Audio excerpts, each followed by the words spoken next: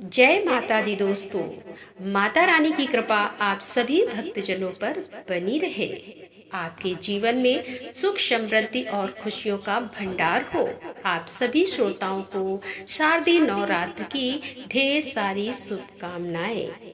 आज के इस वीडियो में आप जानेंगे कि नवरात्र के 9 दिन आपको सुबह और शाम माता रानी की पूजा कैसे करनी है।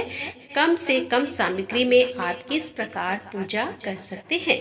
सबसे पहले बात करते हैं पहले दिन की। तो देखिए, पहले दिन नवरात्रि में माँ दुर्गा के शैलपुत्री रूप की पूजा की जाती है और इस दिन आपको सुबह के समय कलश की स्थापना भी करनी होती है। कलश की स्थापना करना बहुत शुभ माना जाता है। किसी कारण से यदि कलश की स्थापना आप करने में समर्थ नहीं है तो आप बिना कलश की स्थापना किए भी पूजा कर सकते हैं। व्रत शुरू कर सकते हैं। इस दिन सुबह के समय माता रानी की मूर्ति को एक चौकी पर स्थापित करके कलश की स्थापना करके धूप दीप जलाए माता रानी को स्नान कराने के बाद आप उन्हें श्रृंगार की सामग्री अर्पित करें, उनका श्रृंगार करें, रोली कुमकुम लगाएं, पुष्पमाला अर्पित करें और सबसे पहले भगवान गणेश जी की पूजा से आपको पूजा प्रारंभ करनी है। फिर आपको नवरात्रि व्रत पूरे रखने हैं, पहला या आखिरी रखना है, इस बात का संकल्प लेना है। श्री दुर्गा सप्तशती के पाठ आप शुरू कर रहे होंगे तो उनका भी संकल्प आपको लेना होता है। फिर हाथ में पुष्प या अक्षत लेकर माँ शैलपुत्री के मंत्रों का जाप करने के साथ ही माँ शैलपुत्री की कथा आपको सुननी होती है। कथा समाप्ति के बाद आपको माता रानी को भोग लगाना चाहिए। भोग में आप लौंग, बतासे, पान सुपारी, इलायची का भोग लगा सकते हैं। एक पान के पत्ते पर आपको यह सभी नैवेद्य माता रानी को अर्पण करना चाहिए। इसके अलावा आप जो भी विशेष भोग इस दिन अर्पित किया जाता है वह माता रानी को अर्पित कर दें। फिर आप अग्यारी करने के साथ ही छोटा हवन कर सकते हैं, जिससे आप बिना पंडित की भी सहायता से खुद भी कर सकते हैं। नवरात्रि के दिनों में इस प्रकार अग्यारी करना बहुत शुभ रहता है और ऐसा करने से अग्नि देवता के माध्यम से माता रानी तक हमारे द्वारा अर्पित किया गया भोग पहुंच जाता है। तो अग्यारी करने के लिए आप एक दिए में या जो मिट्टी के पात्र आजकल मार्केट में आपको मिल जाएंगे तो उन्हें आप ले लें। उसमें से एक गाय के गोबर का उपला सुलगा कर रखें, जिस पर आपको कपूर जलाकर थोड़ी हवन सामग्री रखनी है और उसमें आपको लौंग का एक जोड़ा, ध्यान रखें लौंग फूल वाली होनी चाहिए।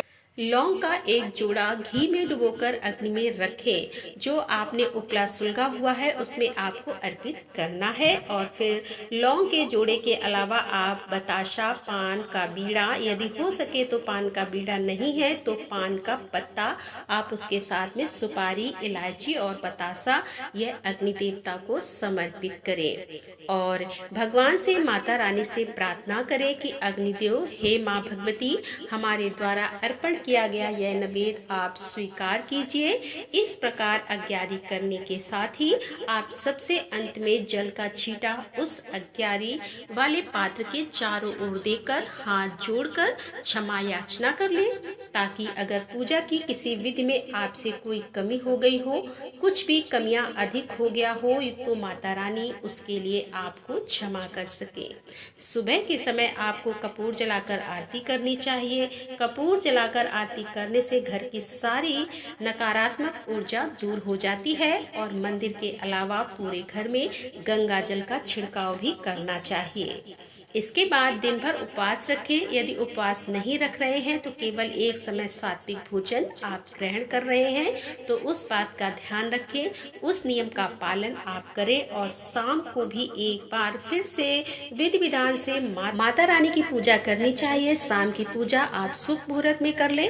हमारे चैनल पर जो पूजा विधि की वीडियो आजकल आपको दिखाई दे रही होगी उसमें आपको मुहूर्त भी बताया जा रहा है, तो मुहूर्त देखकर आप शाम की पूजा करें। शाम की पूजा में भी धूप दीप जलाकर माँ दुर्गा के मंत्रों का जाप करें या माँ शैलपुत्री मंत्र का जाप करके जिस दिन जो भी देवी की पूजा हो उनके बीज मंत्र कम से कम एक बार तो आपको जाप करना चाहिए। और यदि हो सके तो आपको कथा का श्रवण दोनों ही समय करना चाहिए।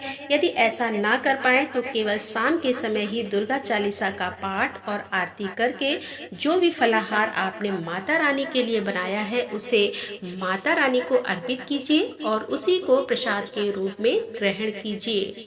इस तरह से शाम की पूजा संपन्न हो जाती है।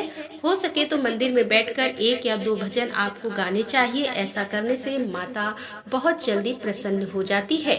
आपकी कोई विशेष मनोकामना हो तो उसकी पूर्ति के लिए आप माता रानी से मन्नत मांग सकती हैं, प्रार्थना कर सकती हैं और दूसरे दिन माँ ब्रह्मचारिणी की पूजा भी इसी तरह विधि विधान से की जाएगी। बस आपको बीज मंत्र का ध्यान रखना है। हर देवी माँ के बीज मंत्र अलग होते हैं और हर देवी माँ की कथा भी अलग होती है। जिस प्रकार आपको दुर्गा सप्तशती के पाठ पढ़ने का नियम बताया गया है उसके अनुसार आपको दुर्गा सप्तशती के पाठ पढ़ने चाहिए। नवरात्र के पूरे 9 दिन तक कुछ महिलाएं कन्याएं सिर से स्नान करती हैं। ऐसा करना बहुत हद तक सही भी माना जाता है। किसी कारण से आप सिर से स्नान हर दिन ना कर पाए तो आप ऐसे में सिर पर गंगा जल का छींटा डालकर उसके बाद पूजा प्रारंभ करें। सुहागिन महिलाओं को अच्छे से श्रृंगार करके ही माता रानी की पूजा करनी चाहिए। इसी प्रकार शाम के समय आपको पूजा करनी है। नवरात्र के पूरे 9 दिन तक इसी तरह से आपको विधि विधान से पूजा करनी है। अगर आपने अखंड ज्योत जला रखी है तो आपको अखंड ज्योत का ध्यान बहुत अच्छे से रखना है। अखंड ज्योत जलने वाले घर में कभी बाहर से ताला नहीं लगाना चाहिए और अखंड ज्योत को या अखंड दीपक को घर में अकेला भी नहीं छोड़ा जाता। अगर नवरात्र के व्रत आपने अपने घर से प्रारंभ किए हैं तो आपको उसी घर में रहकर पूरे 9 दिन तक पूजा करनी चाहिए। कभी पीठ फेर कर माता रानी से जाना नहीं चाहिए और उसी घर में आपको अपने व्रतों का पारण भी करना चाहिए।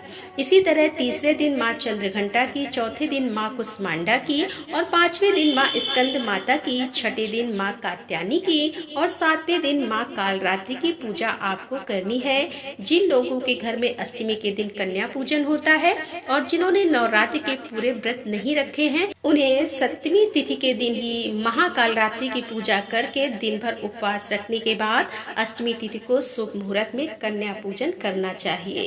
कन्या पूजन करने से हवन या माता रानी की जो पूजा है वो अच्छे से संपन्न कर ले। लेकिन उसके बाद भी आपको नवरात्र के दिन माता भगवती के 9 रूप यानी माँ सिद्धिदात्री की पूजा करनी चाहिए।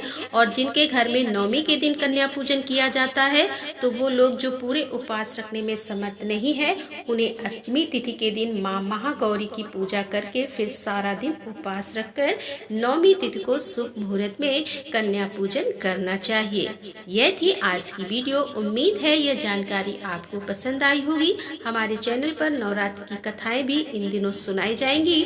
अगर आप इन कथाओं को सुनना पसंद करते हो तो हमारे चैनल पर इन कथाओं को भी जरूर सुनिएगा। जय माता दी, राधे राधे, जय श्री कृष्णा, हर हर महादेव, जय भोलेनाथ की।